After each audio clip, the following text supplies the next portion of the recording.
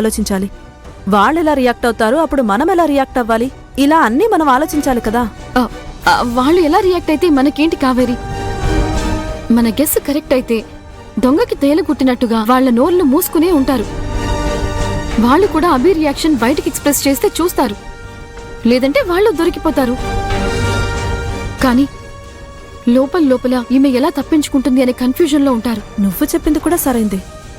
ఈ టైంలో చాముండేశ్వరి ఏదైనా ప్లాన్ చేస్తే అప్పుడేం చేస్తావు? మనం ఎందుకున్నాం? దేవి ప్రాణాలతో ఉంది అనేగా. ఆ తర్వాతికి రహస్యంగా ఉండదు కదా. మంచిదానిలాగా నటిస్తూ ఉండే చాముండేశ్వరి వెంటనే విలన్ లాగా ఏమీ మారదు. అందరి ముందు స్టేజ్ మీద మంచిదానిలాగా యాక్టింగ్ చేస్తూనే ఉంటుంది. ఆ గ్యాప్ లోనే మనం బ్రెయిన్ ఉపయోగించి అన్ని సెట్ చేయాలి. సరే, అర్థమైంది.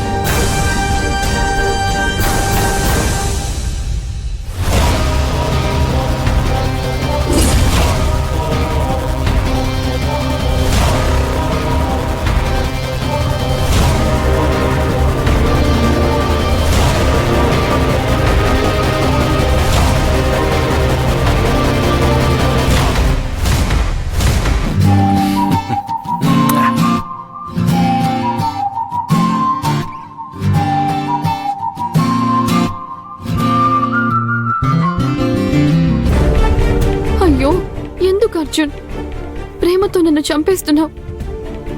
ఇదంతా డ్రామా అని తెలిస్తే నీ మొహంలో ఇప్పుడున్న సంతోషాన్ని నేను మళ్ళీ ఎప్పటికీ చూడలేను.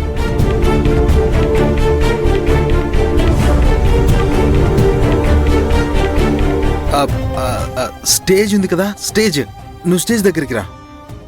ఇంకో సర్ప్రైజ్ రెడీగా ఉంది.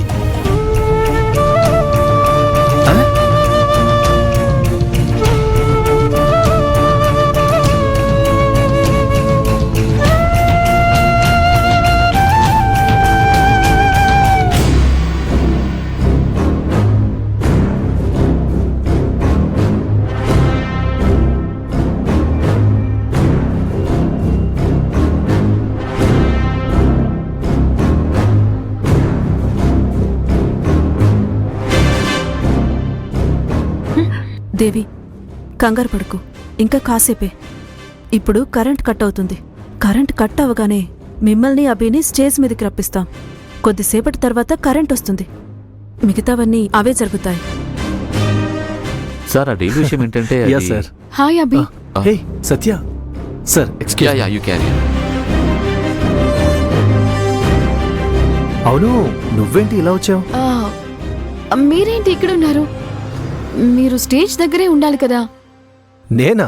రిసెప్షన్ మీకు మేడం.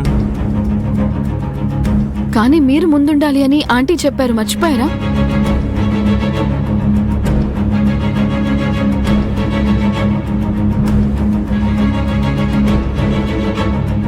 మీరు రావాలి అభి.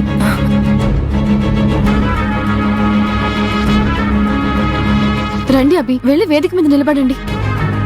ఈ చీకట్లో నన్నెందుకు వేదిక మీదకి పిలుస్తున్నారు? అది కరెంట్ వచ్చినప్పుడు మీకే అని అర్థం అవుతుంది. ఇప్పుడు క్వశ్చన్స్ వేయకుండా వేదిక మీదకి రండి. రండి అభి. సరే రా, త్వరగా వెళ్దాం రా. సీను, అక్క, ఏం జరుగుతోంది ఇక్కడ? అన్ని సరిగ్గా ఉన్నాయా అని, రెడీగా ఉన్నాయా అని 10 సార్లు అడిగాను కదా. అక్క, జెన్సెట్ రెడీగానే ఉంది. పవర్ కట్ అయితే ఆటోమేటిక్ గా షిఫ్ట్ అయిపోతుందని చెప్పారు. సరేరా, ఏంటో వెళ్ళి చూడు పో. సరే అక్క, వెళ్ళి చూసొస్తాను.